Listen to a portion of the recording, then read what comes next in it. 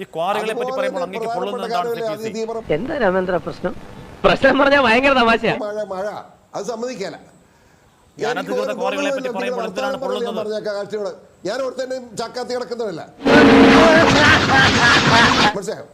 അതല്ല പ്രശ്നം. അതുകൊണ്ട് ശരി പറയണം നിങ്ങൾ. അതുകൊണ്ട് ഇവിടെ അനധികൃത ക്വാറികളുടെ കണക്ക് വരുന്നു. ചർച്ചയാക്കി മാറ്റാൻ ഞാൻ ഉദ്ദേശിക്കുന്നില്ല. ഇവിടെ അനധികൃത ക്വാറികളുടെ ചർച്ച വരുന്നു. അനധികൃത ക്വാറികളുടെ കൃത്യമായ കണക്ക് വരുന്നു.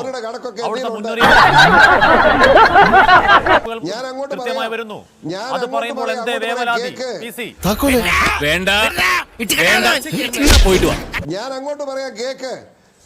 അത് ചർച്ച ചെയ്യാൻ പാടില്ല എന്ന് പറയുന്ന അർത്ഥം എന്താണ്? വർത്താനം പറയാ, മറ്റേ വർത്താനം എന്നോട് പറയരുത്. പടച്ചവനെ തീവണ്ടിക്കാണല്ലോ തല വെച്ചത്. കേട്ടോ, ഞാൻ പറയുന്നത് കേക്ക് അങ്ങോട്ട്. ദുരന്ത നിവാരണ അതോറിറ്റിയുടെ ക്വാറികൾ പ്രവർത്തിക്കാൻ പാടില്ല എന്ന് നിർത്തിച്ചിട്ടുള്ള റെഡ് സോൺ നിരവധി സ്ഥലങ്ങളിലായി 25ഓളം പാറമടകൾ പ്രവർത്തിക്കുക. ആരാ ഉത്തരവാദി? 45 ഡിഗ്രി ചെരിവുള്ള മലയോരങ്ങളിൽ കോറി പ്രവർത്തിക്കാൻ പാടില്ല എന്നാണ് നിർദ്ദേശം. ഇത് ലംഘിച്ച് നിരവധി പാറമടകൾ നടക്കുന്നു. ഇത് തെറ്റാണെന്ന അഭിപ്രായം എനിക്കുള്ളത്. പറയാന്ന് എന്തിനാണ് വഴി കൂടെ പോണ വയ്യാവലിയായിരുന്നു വാങ്ങണത് ഇവിടെ. നിങ്ങൾ മനസ്സിലാക്കിയോ?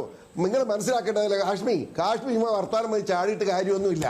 മാതൃഭൂമി ചാനൽ അവിടെ ഇരിക്കുന്നു വിചാരിച്ച് കോറി വിരുദ്ധ ചാനലല്ല ഇത്. ഞാൻ കോറിയുടെ അനുഭാവിയുമല്ല. ഞാൻ പറഞ്ഞല്ലോ, കുമളിയിൽ നിന്ന് ഇപ്പറേ ഒരു ഒറ്റ കോറിയിൽ നിന്ന് ഒരു ദിവസം പോകുന്ന 150 ലോഡാ. ഒരു ലോഡിന് 12,000 രൂപ ലാഭം. ആ കാലമാണ് ഇൻകം ടാക്സ് പോലും കൊടുക്കുന്നത്.